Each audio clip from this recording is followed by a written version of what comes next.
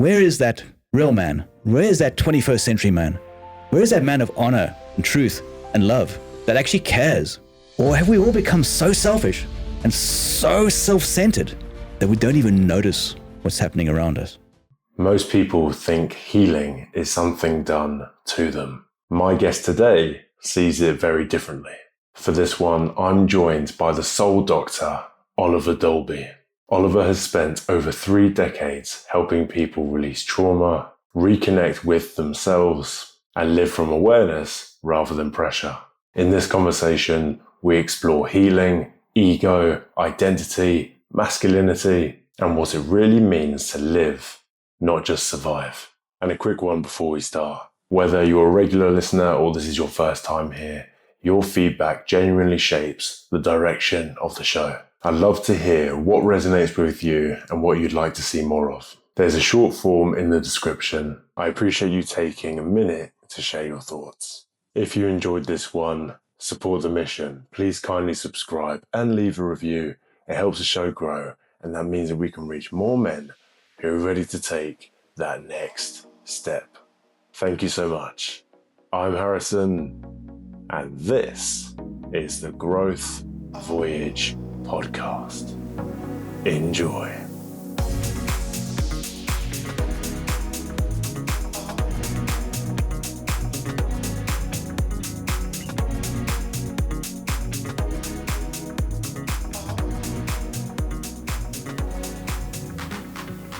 The red light is on.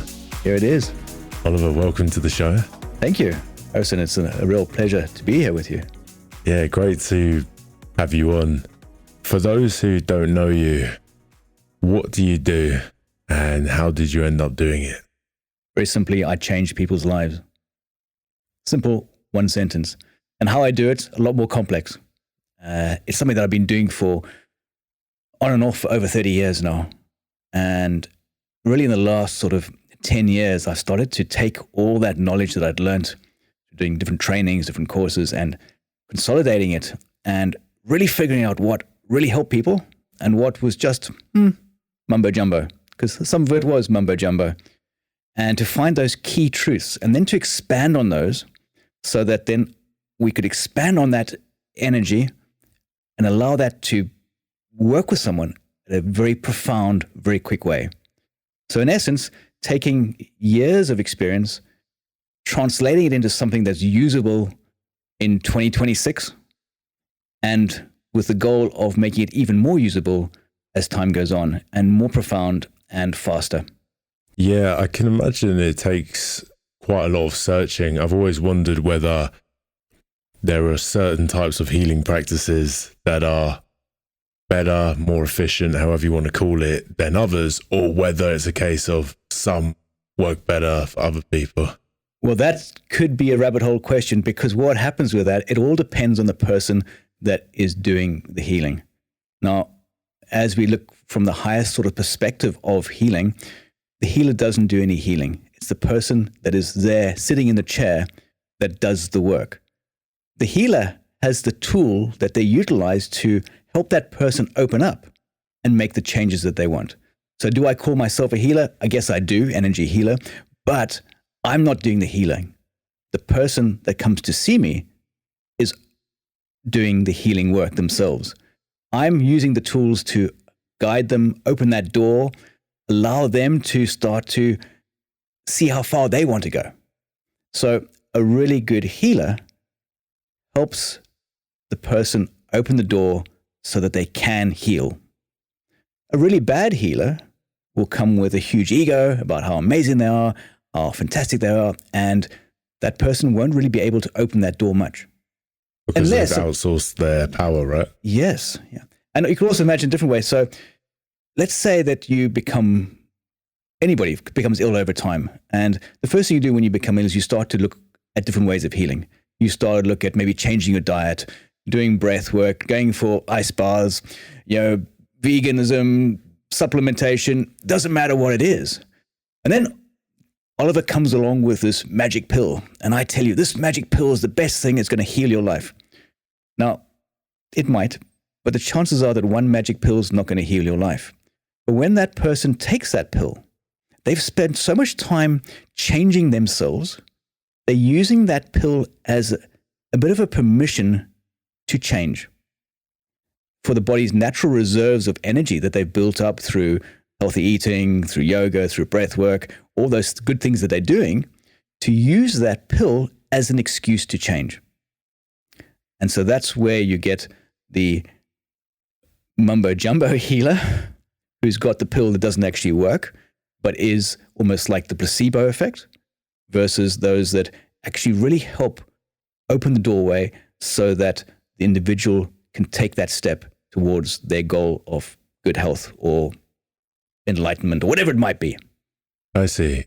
Because I can imagine when people first delve into this stuff, like you said, they'll hear about different techniques. You mentioned breath work, ice baths, whatever it may be.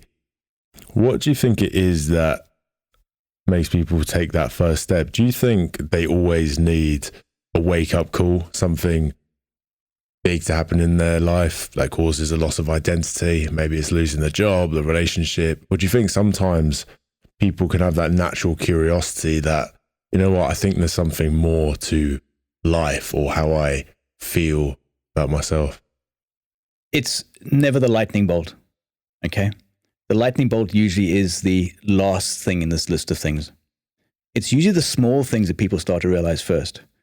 And often we're looking for this stone tablet to appear with the answer to life and the new modality and the new way of doing things. And it's not that. It's the small things that lead to that awakening. So yes, for some, there is trauma, there is an accident, there is a big shift energetically. But for 99% of people, you're never going to have that lightning bolt moment.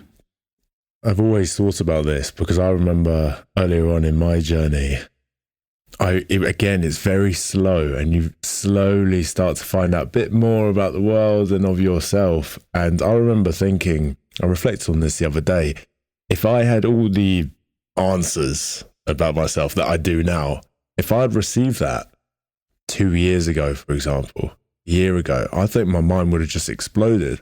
I wouldn't know what to do with it. So exactly, it's funny how it seems to just come at the right time. And also in hindsight, if you look back at your journey, you will notice that there were small signs the whole way along the line. There wasn't just the big event. There were tiny little signs that part of you knew were correct, but maybe the egotistical part went, no, it's all good. I don't need to worry about that because I'm all good. But there were signs. There's always the signs that are there, that show you, that are teaching you slowly, that are asking you to take a notice. And of course, you don't. So how are we going to get your attention? Let's throw a big old whammy in there and you're going to get attention straight away. And that's when the awakening happens in a moment where in actual fact, all the signs were there. And I'm sure looking back in hindsight, you could probably see them. Do you think that's part of the journey then? Because I've always, when I've expanded on this, I've thought, is there a way we can figure out the signs a bit sooner rather than waiting until the end? Maybe it's slowing down a bit more throughout the day, meditating more, doing some breath work, or is that part of the necessary journey that we actually stay in denial for so long? Maybe we have to go through that and we have to go to that big... So I guess there's two sides to that. There is the life path side, which says these things are going to happen at a certain time in your life. But there's the other part of us that is so distracted. Let's be honest. Society these days is distracted. We have countless distractions happening all the time. Pinging the phone. In fact, who actually makes phone calls these days? It'll be everything else but a phone call. All that distraction constantly bombarding us over and over and over again, that we don't stop and look at ourselves. And then we go, oh, so I've got to meditate now. I don't have time to meditate. And then you read books about the gurus saying you've got to meditate 2 hours in the morning and 2 hours in the evening, and you go, that's never going to happen. And let's be honest, who has 4 hours a day to meditate? Not in the 21st century. Go back 100 years. Actually, you might have. Go back 50 years. You might also then. Go back 25, there's a push. You could probably do 2 hours, but not the 4. now in the 21st century, can you work your own magic, your own energy to reduce that 2 hours into half an hour? Can you take it down to 20 minutes? Can you take it down to 10 minutes? Can you take it down to a second? And once you've got yourself being able to do a second at a time, you can start to bring yourself to a place where you live from that place rather than being forced to do it, for it being the necessary thing to get you to that place that you want to go to. So it's all about training yourself to be the observer rather than the person who's trying to make that change. I see. So it's a means to an end, essentially. Yeah. It's another tool. I was thinking about that. You're not allowed to do anything before you've done 2 hours of meditation. Well, guess what? Your resistance is way up. You're going, no, I've got all these urgencies I've got to do. I can't. And your resistance goes way up. And you step way out of that meditative state. Now, most of us are really good at our jobs when we're in that flow state, meditation state, just being, just doing, just taking, being the observer, watching before jumping in. Even this morning, I was doing my meditation and I was thinking to myself, this is really nice. I just want to stay here. And I could probably go for about an hour or so. That was the feeling. But then again, what took me out of that was, oh, but we've got this to do and this to do, this to do. And I do feel the tension sometimes at all, no matter how many times you've done it, there's always going to be some sort of tension with that. So I wonder, at what point do people think, actually, you know what, I'm just going to try and integrate this into my life now rather than going for the next I think there's a fear that people have that it'll be difficult to do. And all it is just drawing your attention back to it. Draw your attention back to it. It's not difficult. It's not easy, but it's not difficult. It's very, very simple to go, oh, I'm not doing it. Okay, let me just step back. Let me say to myself, I'm the observer. I'm watching everybody else around me. I'm watching how they relate to the world. And then I can choose to join them in that way they relate into the world, or go, that's not really for me. So it doesn't isolate you. It just makes you more aware of what's happening around you.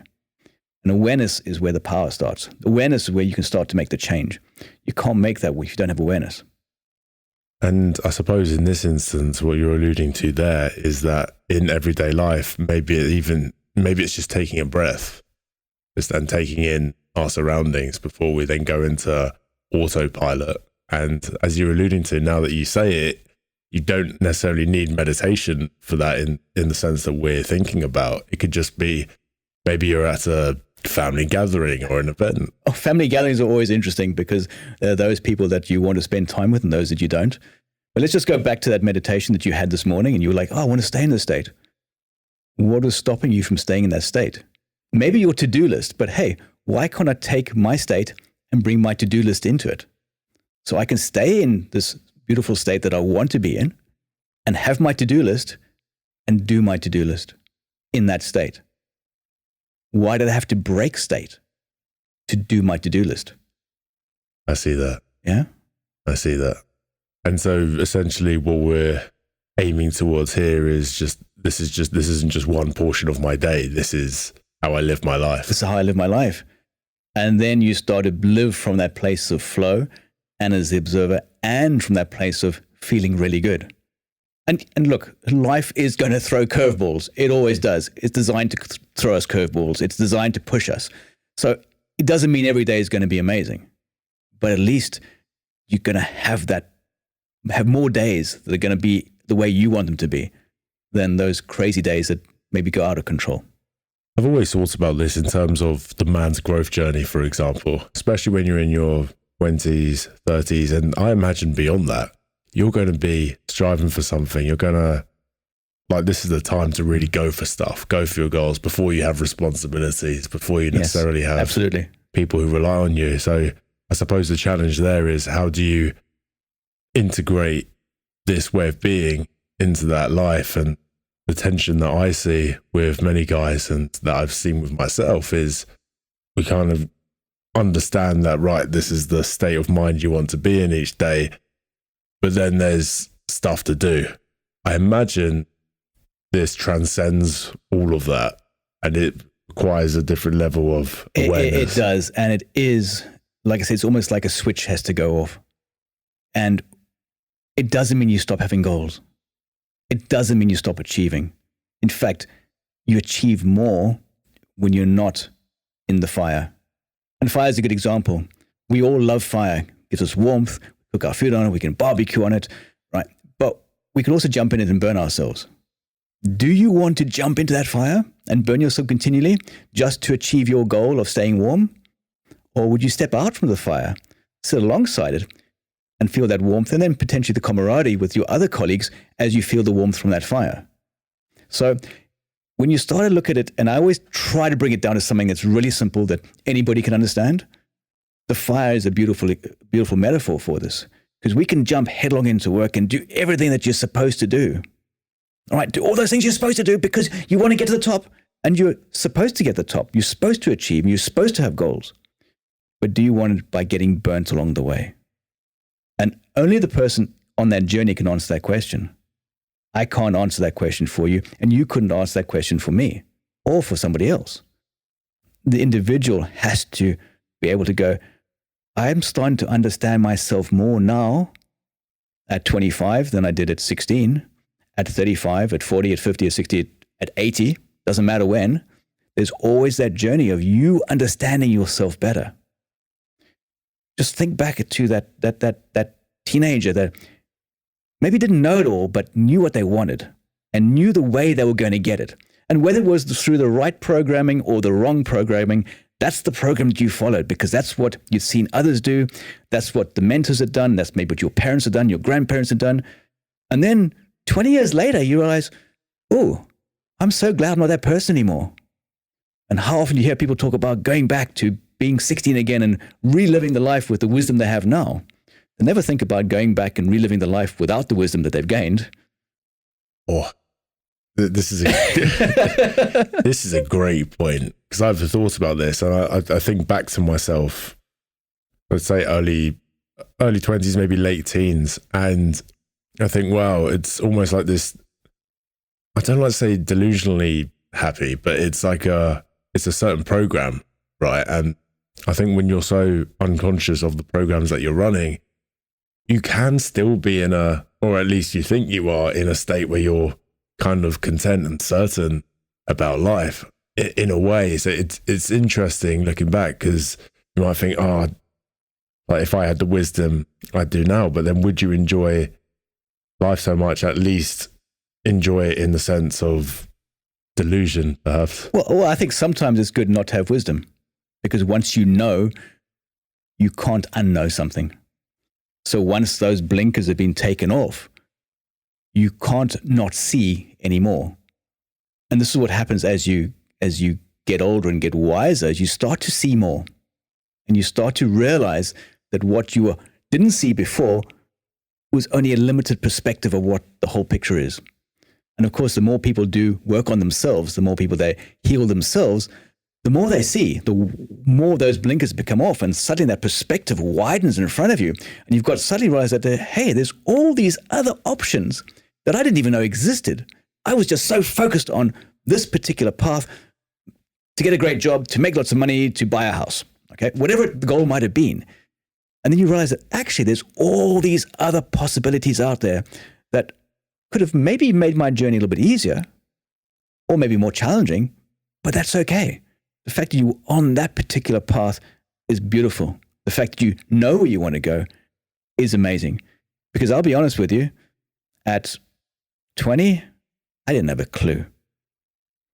I knew that I didn't want to be stuck behind a desk. I knew that my life was not going to be in an office. But that's about it. How I was going to get there, who I was going to meet along the way, was I going to be an entrepreneur? Didn't know that at all. Now, it turned out that I did have an inkling, and my background is rock climbing, so mountaineering, and I certainly didn't have an office then. I had the open space, I had Table Mountain in South Africa. That was my office. That was my playground. That's where my clients came with me, whether they were tourists, whether they were locals. That's where it was. And I look back now and go, wow, I didn't take that. I took that for granted. I didn't really, not to say I didn't enjoy it, but I didn't enjoy it as much as I could have. I didn't make the absolute most of it. And so now, based on that, I try to make the most of every opportunity. Even though I don't know where it's going to go, I'm going to make the most of that opportunity. This is where I've sort of adopted this sort of new philosophy about living every moment, taking every chance you get. It's about living to live versus surviving to live, or surviving just to survive. And I know that I was stuck in that mindset probably up to my 30s. I was stuck in the mindset of surviving, living to survive, which just saying it sounds completely wrong. We should be living to live. Doesn't matter what's happening.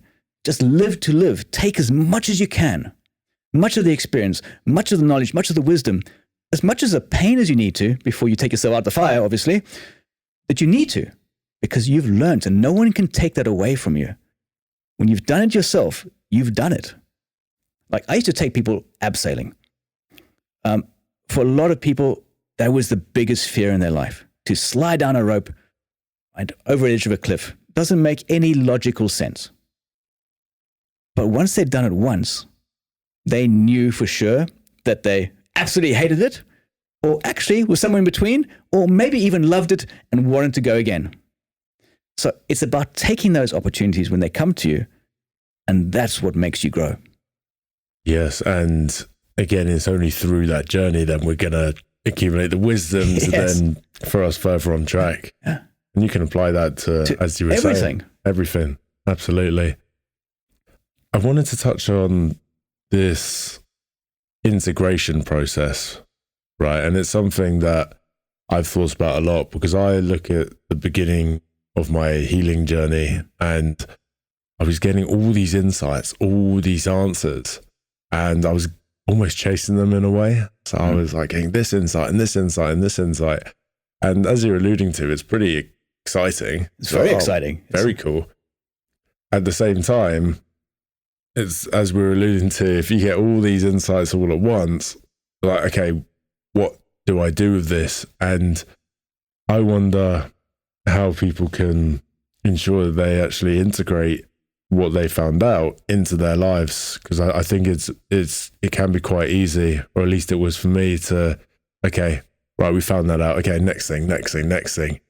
And then I think that ate up at me later down the line, because I thought, oh, right, hang on, I've got all of this stuff, but have I actually integrated it? Is it part of who I am now? Well, again, there's like 2 or 3 things there, because if you have this belief that you have to integrate everything, then that's your belief and you'll have to integrate everything. If you change the belief slightly, say that, well, I already know, and I'm just putting all these things in my path to remind me of who I am, then that's that. If you believe it's going to take a long time to integrate the things and that you've actually missed half of them, well, then you've made that your reality. So forget about this idea of integration, right?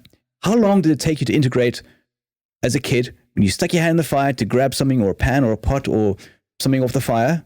Did you burn yourself? How long did it take you to integrate to know that fire was hot? Split second. A split second. And you integrated, and you didn't go back to that fire 5 minutes later and go, oh, let me pick up that burning log to see if it's still hot. You learned very, very quickly. So we integrate instantaneously if we choose. But if we want to extend that process of integration, I want to feel it longer, I want to enjoy it, maybe I want to even feel the pain, right? You can. Or maybe enjoy the moment longer. As I integrate this new blissful meditation that I've done, or this new energy healing, I want to really enjoy the moment. Absolutely. Extend it as much as you want. But if you're extending the pain of a limiting belief, it's time to stop. Because you learned the first time it happened.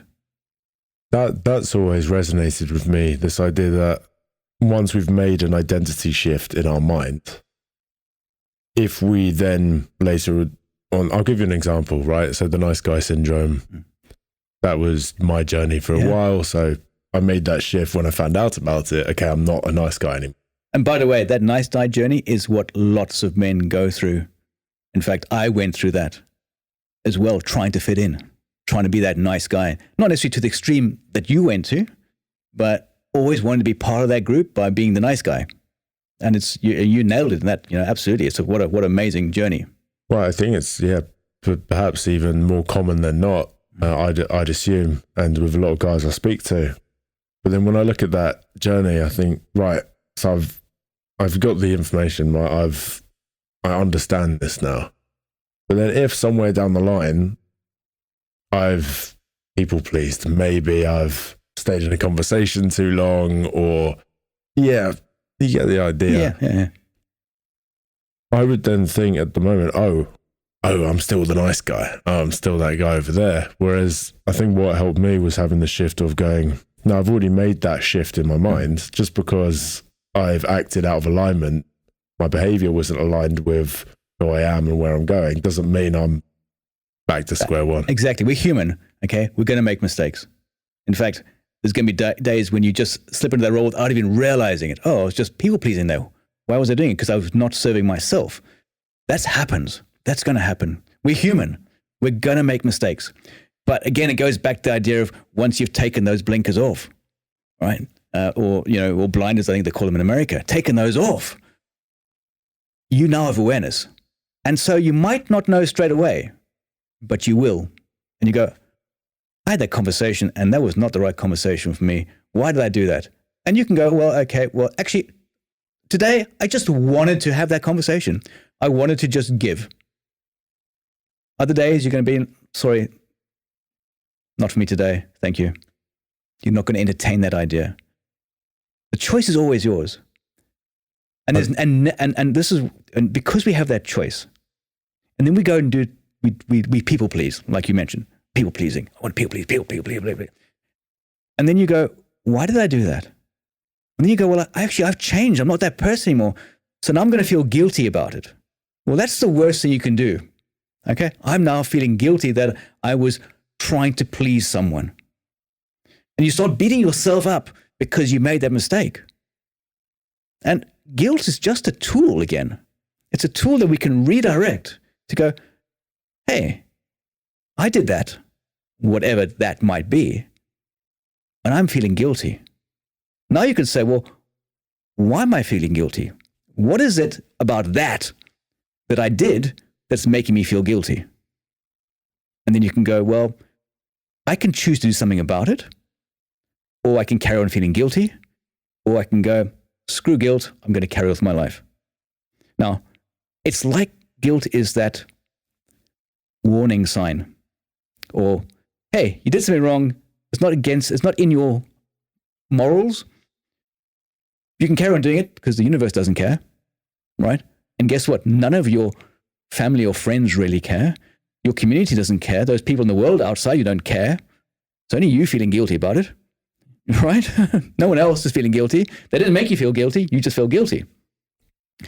And so you have that choice. I can either do it again and carry on feeling guilty, or I can slow down and not eat the whole cake. I don't eat half the cake and feel a little bit guilty and then eat only a slice, or whatever it might be. It's entirely whatever that is, you know? I really appreciated how you worded that.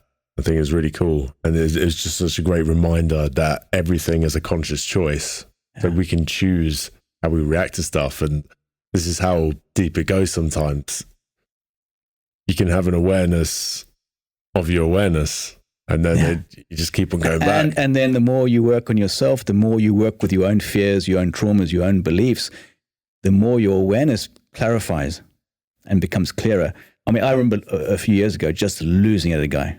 He just managed to poke me in every direction. I just completely lost it. And I felt really bad. I was like, oh my, how could I say those things? I pretty much called him the biggest knobhead out there, right? And how could I have done that? And in front of a room full of people as well. So I publicly shamed him and in myself in that moment, really. And so I thought, well, I could hide that and bury it so it never happens again inside of me somewhere, so I don't even look at that emotion again. Or I can pick up the phone and speak to him. And I picked up the phone and I said, look, what I did was completely out of character and also out of what's respectful and nice and my particular guidance system, my morals. And I'm truly, really sorry about it. He went, oh, don't worry, it wasn't that bad. No, I understand it. And completely accepted my apology. And actually, we end up developing a much better relationship through that simple apology.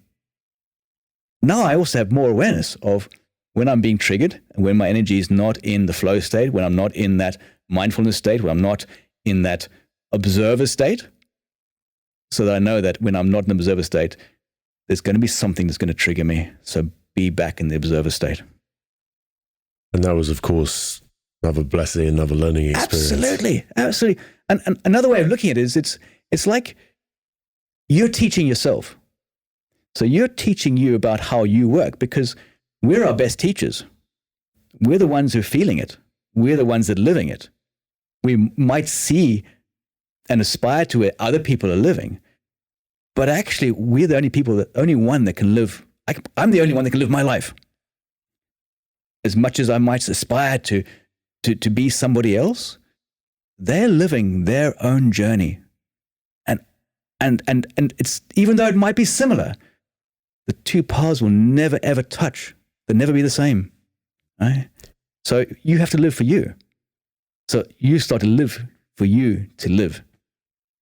Yes, everyone's going to have their own patterns and experiences, and when you think about it, it's quite the world that we live in, where everyone's just so different, and yet we're looking to find some common ground. And what I'm fascinated by is this tension, and it's something I've pondered on. So you mentioned an example there. Okay, your energy was off balance, and there was something that sort of triggered something within you. How do you tell the difference then between my body, something's giving me a signal here that this person's not right, or this person's out of my value system, and this, like, I'm feeling a bit of a negative, I'm feeling some energy here, versus, oh, this is a me thing, like it's a trigger. And this is what really fascinates me. At what point do you go, and you see this a lot with family dynamics as well, okay, is this something that I need to work on, or is this just not my person? Well, I would say, and you hear this a lot, okay, you hear this a lot, oh, trust your instincts because your instincts never lie. Well, that's bullshit, okay, because your instincts can lie to you. Well, imagine someone who's rolling around in the mud in a pigsty, and they're having fun with a mate in the mud, right? They're so engaged in playing in that mud, and in fact, it doesn't matter what you tell them or what they do, whichever way they turn, they'll be in the mud. They'll be in that pigsty, okay? So their instinct and their natural instinct is to be in that mud. So no matter what you throw at them, they're still going to stay in that mud. This is where you get someone who does coaching, energy healing, whatever it might be, whatever modality it might be, to help that person stand up and climb out of that pit, right? Now, guess what happens? Those instincts can start to turn on a bit more because now there's options. They're still covered in mud, but the instinct can go now, well, now we've had some options. We can turn left, we can turn right, we can go forward, we go back. We can go back into the mud if we want to, or we could climb higher out of the mud, or we could take a shower. Suddenly the instincts are going to be, and those options that are going to come to you are going to be much better options. And if you do get a really dodgy option like, hey, jump back into the pigsty, you're going to go, oh, no, my gut's telling me that is, we can go forward. And so the more we work on ourselves, the more we're cleaning up our instincts, the more we're able to trust our guts because we've got better options to choose between. Okay? So we always want to choose that. We need to do some work on ourselves first before trusting your gut. Now, there's nothing wrong in trying everything, by the way, because there is no judgment. Who's judging you the most? It is you. Yeah. Right? Unless, of course, you want attention to yourself and you want to put a clown mask on and run around like that, then you're going to draw attention to yourself and people are going to judge. But day-to-day world, no one's judging on you. No one's judging you. Because guess what? I don't have time to judge you. I'm too busy worried about myself. Yeah, I've always thought about this. It's always us kind of getting in our own way with whatever we want in life. Absolutely. We do so easily. Was there a point in your journey where you had kind of a big like light bulb moment? I say light bulb moment, but a place where you thought, you know what, like I'm content with where I'm at in life in terms of my journey. Of course, we're always growing and we're always learning, but does there come a point where you're like, you know what, I'm happy with where I'm at, essentially? Well, I think with age, there definitely is this idea of that I don't give a shit anymore. And that definitely does come with age. And it also comes with starting to know myself. So the more I've learned about Oliver, the more I've learned about me, how I work, the more I haven't given a shit about anybody else. Right? That being said, I'm not ready to give up. In fact, life's just starting. I've never been more excited about life. There's never been an easier time to be excited about life. There's never been more opportunities on this planet than there are right now. And it doesn't matter which way you look, there's opportunities everywhere. And so it's a super powerful time to be excited about life and to be excited about living. Yes, we've got trauma and drama and negative stuff happening on the planet, but that's showing us that duality. It's showing us what we don't want. So we can actually go, actually, we don't want that. We don't want that war. We don't want that drama. We don't want those lies. We can now say what we do want is more aligned to the truth, honor, and especially for men, you know, when I sort of made this realization, it really sort of hurt because our parents, fathers, grandfathers, great-grandfathers, their view of the world was different, was very, very different to the way it is now. A lot of them, and this is not saying that anybody related to you is like this, but a lot of them were very corrupt and very selfish. You did it grandfather's way because that's the way he did it, and he didn't care about anything else. And it was always about him. Okay? This is my company, my organization, my business, my job, and this is the way I do it, and it doesn't matter about the rest of you. And men started to become greedy and corrupt, and I'm going to say hateful, not necessarily of themselves, but everything outside of them. And now it's time to change that, to take men to a place of love, a place of truth, and to a place of honor. And I think the more you have these conversations with men and get your work out there, the more men are going to start to see that, hey, we have a place.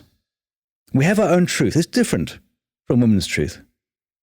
But we also have honor. And honor is important for a man, right? Doesn't matter how you define it, where you stand in it, but it's important to be an honorable man for yourself, not for anybody else. But from that, you start to get that, you start to feel comfortable in yourself again and to speak your truth. How many people are just, and this is across the board, are too scared to speak their truth, too scared to do something, just in case they draw attention to themselves. And that's not, in my ideas, what a 21st century man is. That's someone who's hiding. I'll give you a very simple example. My wife and a friend went for a walk the other night. It was not that late. And there was an Uber Eats or Mr. Guy being beaten up on the pavement by somebody with a helmet on. 2 restaurants overlooking this, blinkered to the world outside of them. Not one of them. My wife went up to the person, the driver being beaten up. Once this guy had run off, are you okay? Do you need any help? Do you want to call an ambulance? Do you want to call the police? 3 restaurants, all blinkered. Even though they've got glass fronts, even though they can see what's happening, Not one of those men wanted to get involved. It took a woman who's tiny to get involved with a guy beaten up on a motorbike on the pavement. So he chose not to have any help, which is also okay. That was his choice. But nobody else wanted to get involved. Where is that real man? Where is that 21st century man? Where is that man of honor and truth and love that actually cares? Or have we all become so selfish and so self-centered that we don't even notice what's happening around us? So I guess it's made me more driven to help men become better men. And actually, I'm very selfish at it because I'm helping Oliver become a better man. I'm helping me become the better man. Because when I become the better man, I at least have some sort of role model that others can maybe sense, see, fall out into the world around us.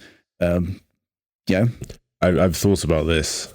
I was really getting true of myself about what my motivations are. And I think before I always just say, yeah, it's about helping men. It's really about helping other people. And then I really sat down with it and I was like, no, it's for my younger self and it's for that kid. And that's what I'm doing it for. Yes. And that has to come first, because once I do that and complete his mission and show him what's possible, then I can show other people that, hey, if I could do it, you can as well. So it's always me first. And that was a key shift in my mind.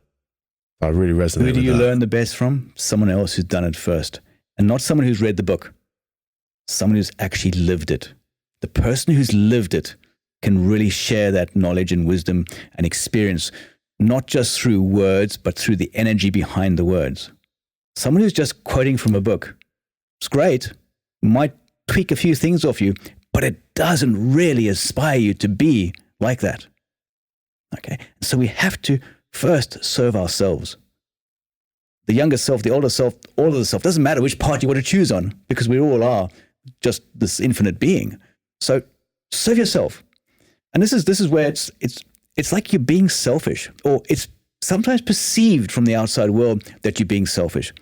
That you don't have any more time for me. You don't want to go out for a drink with me. You don't want to go to the pub and get pissed with me like you did last weekend. Okay? You're just being selfish by focusing inwards.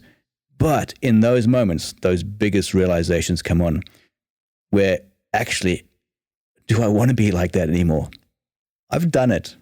Right? Yeah. Do I want to carry on being like that? Sometimes. Yeah. But not every day. Do I want to do it again like I did when I was 20? Maybe for one day. Not every night. Yeah. Different way as you learn, self-realize who you are.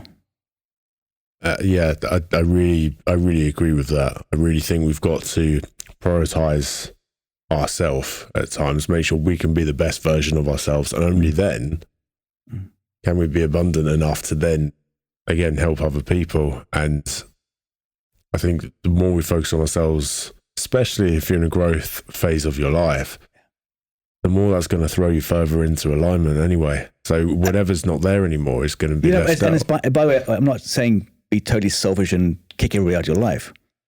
It's not about being cruel to people. It's about prioritizing your time. So my time, I'm selfish with my time. I'm not necessarily selfish with people. So you've got to just make sure that that's there. I'm not going to be some arrogant and selfish prick that's going to, disown my family because I'm, all this important. No, that's ego. That's ego gone wild. Okay? That's the self-centeredness you're talking about before. Yes, yeah, that's when the ego blows out of control and it becomes this real monster that's just not you. It's about still having the compassion for other people, still caring about other people, but caring about yourself first. Can you care about yourself first before you give to someone else? And it starts with very simple things. Are you looking after your physical body first? Are you looking after your emotions? Or are you just allowing your emotions to go to wild? Are you looking after your mind? Is your mind receiving the right information? Or are you just doom scrolling or sucked into politics or sucked into some other disaster on the planet? Can you draw from that and start to give to you. Those small moments of time, because again, those small moments of time that you give to you lead to that awareness of being able to live as the observer. And it goes full circle.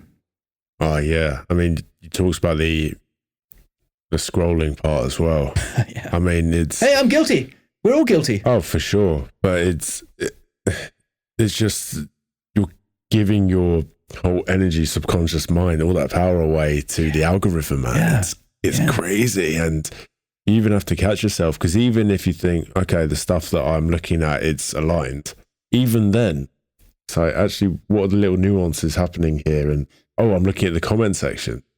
And now I'm like interested in what other people have to say and what impact is that having on me? And I remember once, I think I did a meditation, and I remember the stuff that was coming up. I was like, this is all a load of garbage. This is all the stuff in my subconscious. I could see it. There was like politics and all these random people in my head. I'm like, hey, get out of here. What are you doing? And that was a big wake up call. But that's where you were at that time. And we've all had that. We've all had this random thoughts that come through, and the randomness, and it's like total chaos out there. And then we try so hard to create order in there.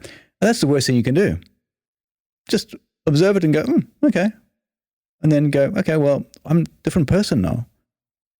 I used to be like that. I'm not that person anymore. How do you keep your ego in check then? Let's say, for example, even, you found some great answers, you're in a great place in life, and maybe you found like your purpose, your mission, and you're going towards it. And I'm speaking from personal experience here.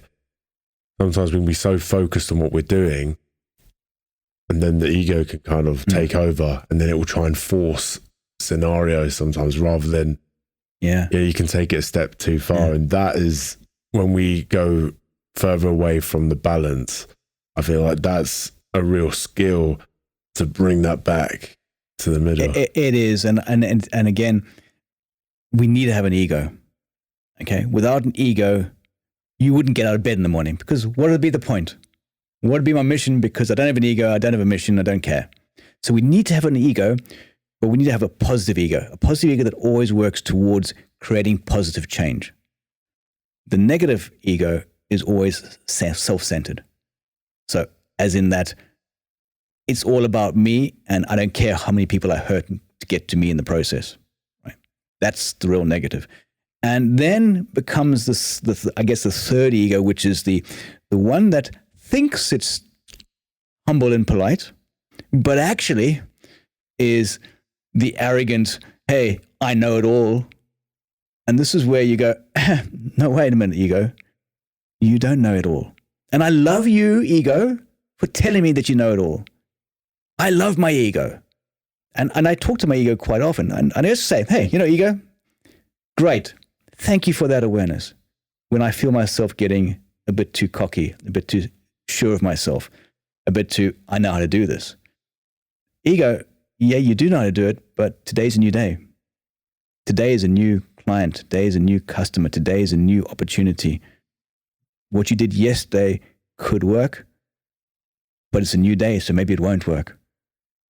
So don't be so cocky. Don't be so self-sure. But it is one of those, I think humans have given ourselves this challenge of not just finding an easy way to switch it on and off, but this challenge of having to address the ego on a daily basis.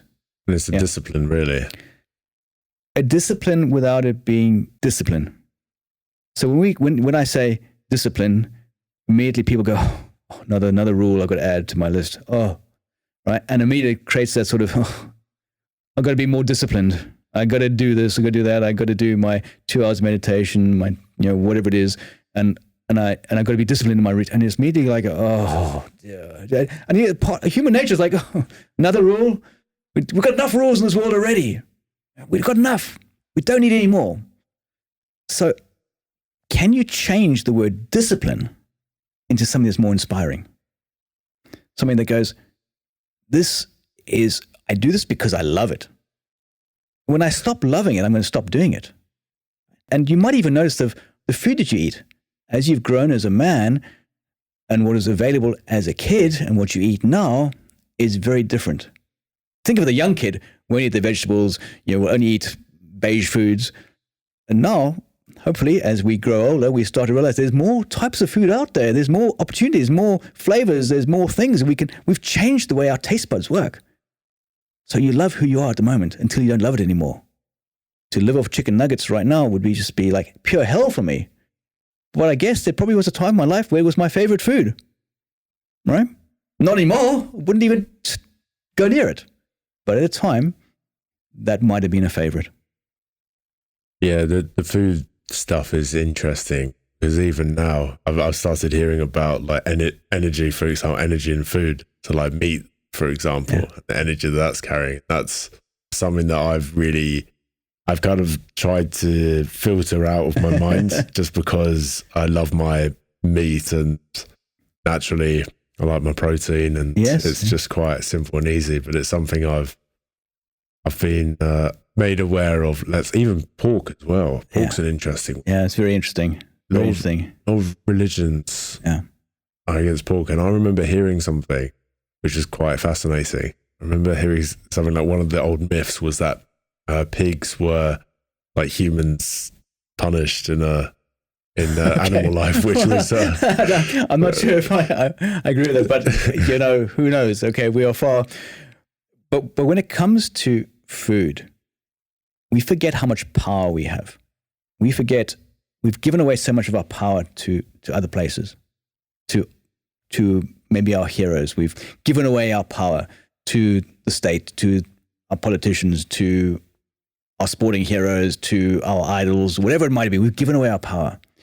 It's time to reclaim that power, because when you reclaim that power, you can change the food that you eat. You can literally change the food you eat with your own energy. Now, you might have heard of people putting their hands over their food and doing Reiki over the food, where they're raising the vibration of the food with Reiki. You might have heard of people doing prayers before eating and blessing the food that we get. And there's lots of different things that people have done. But actually, you have more power because it's your food that you're eating. So you have the power to bless that food, whatever way you choose. Whether you say, hey, I bless this food in whatever maybe religion you have, you can add that into it, or you maybe do Reiki on it, or you just wave your magic over it. You can change the way that food tastes and how it reacts in your body. You can even, and I did this experiment a few years ago with someone I was meeting with, and we're just having a Starbucks coffee, and she had this funny spiced latte pumpkin Christmas special do, and she'd taken like 3 sips. And I said to her, are you enjoying that? Because, hey, I finished my coffee and you're still not even a quarter the way through.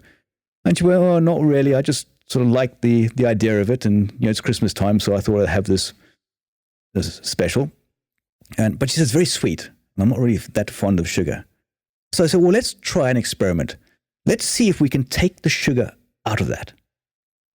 And so just with the power of intention. And so we played around a bit and she kept tasting and it was still sweet. Then I realized, oh, wait a minute. I'm trying to take sugar out of there. There's no sugar out of there, but there is an artificial sweetener in there. So let's see if we can change that intention to take the artificial sweetener out of that drink. And so we both focused on it and took the artificial sweetener out of it. And immediately the drink tasted less sweet. And she was like, actually, it doesn't taste like there's any sweetness in it anymore. I can actually enjoy this and drink this. And that's just the power with intention, the power of the human intention. So powerful when you focus it on what you want. So you could put your hands over it and go, I'm going to energize this food with as much love and light and truth, or my truth into it, so that it now nourishes every part of my body. Just by you having that intention, putting it into your food, it will change. It's wild. Yeah. So cool. And again, it's not even just food. You can apply this to any area of life. It's, and you think about, fast food being cooked by somebody in the kitchen who probably hates cooking, just a day job, get over it done, do 12-hour shifts, whatever it is, get paid minimum wage, versus someone in a Michelin-star restaurant. the energy of those two people cooking is very, very different. They're both cooking. One's hating their job. One's absolutely loving every little bit of flour that goes on the final, plate. And the energy that's being transferred in that food is way different to the thing that's being transferred into your burger by some kid who hates cooking and can't wait for his shift to end. So then in that example, because I really relate to that, because I remember when I was in Bali and there was this local place I found, and I just loved it. It was like a buffet, and people are usually cautious around these places because for many reasons. But for me, I just saw the energy there. Yeah. They were just so loving and so bright, and I always felt good coming there. The food never gave me any problems because either. They were happy, and that joy goes into the food. The joy just flows in. So would this apply then, because as you've alluded to there, perhaps with maybe supermarket foods and all the preservatives and stuff in that, this is what's fascinating me, because on the one hand, you have a lot of health conscious people and they're talking about, it's got these E numbers in and they've got this and this and this. Do you think our intention still will make a difference in that? I think there's a danger of having spiritual arrogance, going, hey, I can take this unhealthy food and fill it with love and light and make it healthy. And yes, you can, but that will be arrogance. And you've got to go, what my body really craves is that organic, raw, natural, unprocessed food. We are needing to move away from that ultra-processed food because it's not good for us overall. And how often are you going to bless the food when you're living out of your car on the go constantly, not thinking, worried about work? You're going to grab the burger and eat it, grab the shake, drink it. You're not going to think about, hey, I have the ability to change this. So we've got to change our taste buds so that we start to crave those real foods again, and not just the ultra processed.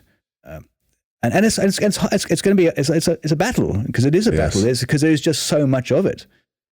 Everything has got some form of preservative in. And everything is, not everything, but most things are grown in minerally depleted soils now. So it's about going back to that, hey, can we remineralize the soils? Can we start it? And there's so much positive work going on there. There's so many organizations doing that. There's so many things happening. We don't see that because it's not dramatic enough for our news headlines. It doesn't create fear in the body. But those things are happening. Those positive stories are happening. Farmers are looking at new ways of keeping soils alive, permaculture, earthworms, different ways of doing things. In fact, there's a state in India that has banned all chemicals, all pesticides, and they seem to be doing really well. Brilliant. And producing far more than they ever did in the past. So positive news stories are always happening. Try to eat as healthy as you can. It's difficult. Well, should we change it to being it's not easy, but it's not impossible? I like that. I like that as a slogan. It's not easy, but it's not impossible. Yeah. I think that can apply to a lot of things in life. I really like that. Before we head into the closing traditions, you touched upon something there, which is about how as a society as a whole, we've given a lot of power away to corporations, establishments. Well, no, firstly, men have given a lot of their power away. Men have given a lot of their power away. And that's not right. It's not to say that you've got to be an egotistical, powerful asshole. You've got to still maintain that power, but change that power to honor, truth, and love. All right? So stop giving power away. Be aware of where you're losing energy. Where are you losing energy to? Is it to an argument? Is it to an online addiction? Is it to an unhealthy conversation? Is it to junk food? Where am I losing energy? When can I start to claim that energy back? So I can start to reclaim myself as the powerful masculine that I am. And can I bring love into that? Can I bring my truth into that? Because my truth only belongs to me. Doesn't belong to you. It's my truth. And we might have similar my truths, but they're not the same. Because all your truth is based on where you've come from and who you are. At the same time, my truth is based on my experience, my life, what I've done with it. So that's what makes my truth different from your truth. So can I express my truth without feeling ashamed? And when I am not ashamed to express my truth, I stand in my power. And when I start to stand in my power, I start to gain more power because I'm in a truthful place. This is not a negative place. This is a truthful place where I'm okay speaking my truth, and I agree to someone else's truth even though it's not my truth. And I respect you for your truth as you would respect me for my truth. And then we both be able to learn from each other and then maybe adapt our own truths to be better truths for the next day. So I wake up tomorrow and my truths change slightly because I've heard a different story. I've heard a different way of looking at life, different aspect that I can now bring into my truth. And this ever-evolving, growing realization that my truth is changing every second moment of the day as I learn and grow. And it's okay to be completely different tomorrow based on something I learned today. And I think the power there, the strength actually comes in the silence sometimes, or the not needing to prove anything, as you've alluded to there. Like you know your shit. Yeah. No need to. You know what? Only proving it to yourself. No one, unless you're running a race where there's a prize at the end, no one really cares. Yeah. And I think you've alluded to something there as well. I think with men generally, as you alluded to, I think we need men to be men in a way. And I think that what that entails is standing up for what you believe is right, being in your center. And you mentioned something there, honor. And I don't really see that. Do you need everybody to tap you on the back because you got the promotion? Maybe you do now. But will you always need someone to pat you on the back when you get that promotion? And the answer is that you don't need that. That's not why you did it. That might be the logic that you said you did it to, but you wanted to prove something to yourself to do it. Yes, maybe you wanted a bigger salary, make more money, buy a better car. But that is just the outcome. You did not need that.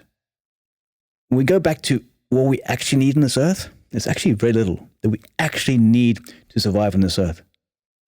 The rest of what we want around us makes life a lot more comfortable. Okay? The cars, the houses, the clothes, all things that make us comfortable. But what we really need to do is to breathe, to eat, and drink, to get rid of everything we've taken on board, all right? Elimination, and to love. And not me loving you, but me loving me. Because when I love me, it doesn't matter anymore. And I imagine the pushback to that, say, but rising bills and how am I going to pay my rent stuff? And is it simple to go, right, we'll just acknowledge when you're in that fearful state and just having that awareness and then flipping it. And it's not denying that situations exist, but then choosing, okay, well, am I going to spend time? I'll give you an example of that where I went into a fear state. Now, a few years ago, my mother was sort of, I had to go back to South Africa to see her sort of final sort of days and things like that. And I got there and I suddenly realized I was in fear. I didn't have any clients. I didn't know how I was going to pay the mortgage because I knew that I'd spent all this money on this flight to South Africa and I didn't have enough reserves to cover the day-to-day expenses. And yes, I saw a few people out in South Africa, but what I charge them is very different to what I can charge in pounds. And I went into fear. I went into real fear. And now I had to stop myself. I caught myself in this. I said, stop. This is important for me. This is important for me and my mother and the relationship we have, that I'm here now with her. This is us time, me time. I'm going to let go of that and say, that's a fear that not in my reality right now. About 24 hours later, I received an email from my utility company with a bill that said plus 800. Or no, it said minus 800. And I was, what does this mean? And I went into, well, what has the family been doing? And I went, how can this bill be £800? It was actually, they were paying back I'd overpaid over the last year or so, and they were paying back $800. I then got a call from my accountant. This sort of time of year, got my accountant saying, okay, this is your tax time, and I've worked out the numbers, and it looks like HMRC is going to give you a big old refund. And then another hour or two later, 2 clients booked in, based in the UK, who booked 4 sessions each. So in a space of 48 hours, it was like me working a full week, month in the UK, flat at work, where I was just spending time with my mother. So this is how, if you let go of the way you expect it to come in, it comes in. Let go of that fear. It's not to say don't work towards the goal because you have to. It's not to say don't work because you have to. But let go of how you expect the money to come in. And when you have to spend time with someone, that in my case, let go of the fear. Not easy to do, but not impossible. Yeah, that's a wicked, what a great example that is. That's a fantastic example. Again, it just ties in with state of the mind, manifestation in a way. And it's just when you raise your vibration and you can shift your outer reality. Yes. And everything's tied together. There's nothing that stands in isolation. So it's all tied together. Right. And I often say this to people is we're trying to understand all the complexities of this world with the word processor up here, like the Windows, I don't know, XP or something, and versus the supercomputer of the universe. We've got no chance of doing anything, of looking at all those synchronicities, all those possibilities with this sort of word processor that just doesn't get it right. It can handle emails and maybe a spreadsheet, but that's it. Not both at the same time, by the way, because then it goes to meltdown. And that's us humans. We try so hard to comprehend and understand it all the possibilities, when we're never going to do that with this sort of operating system. And as much as I love my brain and my mind, I love it. It's an operating system that's designed for me to live and learn in this world. And yes, it does keep getting new updates. Okay, and it does keep being able to understand more concepts, but it can never catch up with the supercomputer of the universe, the soul, the spirit, the one, the God, whatever term that you might have for the ultimate supercomputer. Yeah, there's a whole other rabbit hole. We'll save that for part 2. Yeah, we'll have to, yeah. Yeah. I was just fascinated by these ideas of, I don't know, some people thinking they're designing AI to then compete with that supernatural computer, but I don't think that's possible. Yeah, no chance. That's another rabbit hole. Yeah. What we'll do, we'll head over into the closing traditions of the podcast. The first 2 are questions that I asked every week. Pretty simple. And then the final question is asked by a member of the Growth Voyage community. Right. They don't always know who the guest is either. Okay. The first question is a song recommendation. Living on a Prayer by Bon Jovi. That's the second. Just snuck into my head there. Okay. It's the second time it's been recommended. Oh, really? Really? Okay. Interesting. Yeah. Resonate with you in particular, or is it just your anthem? It goes back a while. Like I said, I tried everything. Life as growing up, I've always been a bit of an adventurer. And at one stage, I became a very, very bad aerobics instructor. Back in the early 90s, I was teaching aerobics, and that was one of my opening songs to one of my playlists. Wouldn't ever fit into any sort of, I would never do aerobics again ever, because that was really sort of the Jane Fonda type aerobics. So really quite, I was very bad at it. But it was just something that was part of my life at a stage. Very, very, very interesting stage. And I wasn't even 20 yet. And I managed to get this job in a gym, and they wanted me to become an aerobics teacher. And I was terrible. And then I became a student in Scotland, in Glasgow, and they were looking for somebody to lead the health group, wanted to do them once a week aerobics. And like a fool, I put my hand up, and then I was teaching aerobics in Scotland, in Glasgow, back in 1990, and that was, like I said, that was the opening song. So it's always got a good memory, but also the idea of just living on that edge all the time and just not knowing how it's going to work out, but just living to live, being alive. Yeah. Again, that was just a wicked thing to observe there. Just you just going along with stuff and just seeing where it takes you. I still do. Yeah. So you got to take chances in life. Got to. If you don't take the chance, you're going to regret it. And we've all got regrets. Big time. Second one was a book recommendation. Oh, this is a difficult one. The Way of the Peaceful Warrior, Dan Millman. One of the first books I read very early on in my journey, and it's stuck with me. And I've actually fairly recently gone back to it and just quickly skimmed it again and gone, oh yeah. And there's so much to take from that. So many little messages you can take that can really help you find your way, not necessarily answer the questions, but help you be more yourself, because it is about being you and also being, again, the observer. I can imagine it's one of those books which you really have to sort of digest and take in a bit to understand the lessons, perhaps. Yeah, read it from cover to cover the first time. It's a very easy read. And then a year later, go back and read the same thing, and you realize there's so much more to it. Like everything in life. Yeah. The first time you get a glimmer of it, the second time, but more, the third time, but more. It's all, we always can learn. We're always learning. There's always more ways of doing things. And there's never, I'm not saying you can never repeat things too many times, but it's sometimes good to repeat things and not always look for the new, because when you repeat something, you find the newness in it.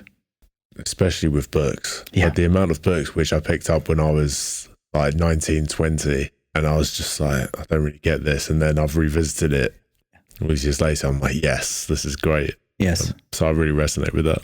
And never to beat yourself up if you don't understand it. Because I've got books that I've opened the first page, read a page and gone, whoomp. But sometimes, and to choose the books that mean something to you, right? It's great to get a book from someone and say, oh, you got to read this book, it's changed my life. And sometimes I've read those books that have changed other people's lives, and I realized that this is not for me. This is somebody else's way of doing it.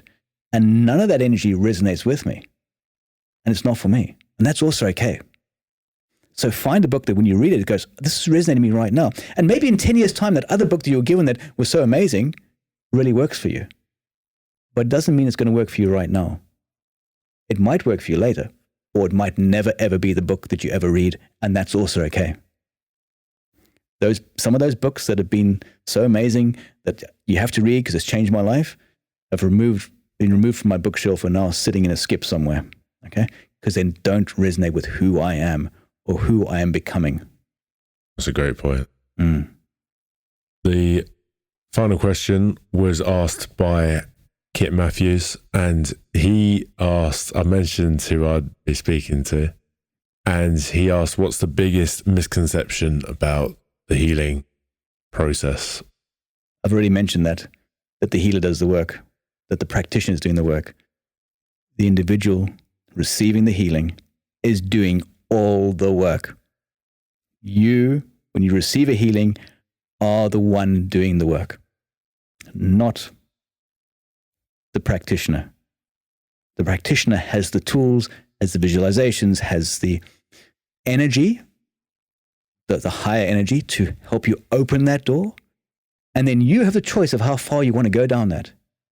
If you want to make this hypnotherapy session the best session ever, you want to make the Reiki session, you want to make the sound bath, you want to make whatever it is, you take it as far as you want to take it. And only you can do that.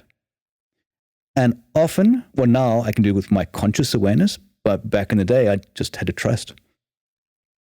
And a really good practitioner, healer, will be able to guide you so that you are comfortable enough to open the door, face your fears, release, expand, grow, heal.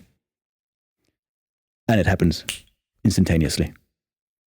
And again, I think a lot of the time it can seem scary before you go either into that deep place, but then I'd imagine. And again, that's where your guide, your healer, should be able to manage the situation so that you're not coming face to face with your demons on the first moment, because that's the sign of a very bad the bad energy healer doesn't have a clue what they're doing. Okay, so if you're being confronted with your demons on day one, unless that's a life choice that you've made, it's very unlikely that that'll happen. And where can people find you? And it would also be interesting to hear a bit more about the work that you do as well, the different practices that you've used. As you've mentioned, you've been doing it for well over a quarter of a century now. Yeah, it's quite scary, isn't it? Because I don't feel that old. But so best place to find me is oliverdolby.com. That's my website. That's where I try and put most of my stuff out, the courses, the sessions that I do with people. And I'm also across every other social media platform as the Soul Doctor Official. That's sort of the tag. You can find me on Instagram, TikTok, Facebook, LinkedIn. What else is there? I don't know. There's lots of I'm not on Snapchat, so okay. Don't know about that. I'm too old for that, I guess. But I've done lots of different things. I have done things from hands-on energy healing to working with crystals, to working with sound, to working with obviously the mind and language, hypnosis, timeline therapy, NLP, all those things. But what I've done now is I'm reinventing. I'm creating my own sessions now. So the one that I work a lot with people now is called the etheric trauma release method. And that's about very quickly going in very deep to release trauma from the subtle energies, which then has an immediate and direct effect on the physical body. Goes to that sort of hermetic principle above, as above, so below, as within, so without, and really just changing the outside so we can change the inside. And it happens very, very quickly. That's interesting, changing the outside and changing the inside. My instinct would be the other way around. Well, I work with the aura, the unseen part, so we change that, the inside changes. And sometimes I do go inside to change the outside, but it works both ways. But with the etheric trauma release method, because the etheric body is that closest layer around the body, often the layer that people first see when they start to see things, that then links to the rest of the aura. And that's where our traumas reside often. And they come from the outside in. So they come through your aura before they hit the physical. And yes, it might be planned that way. It might be a life choice, life path choice that you've taken. But often it's somebody else's ranting and raving that you just adopt. And so when we clear that, we release the weight of the world. We're not carrying the burden of life on our shoulders anymore.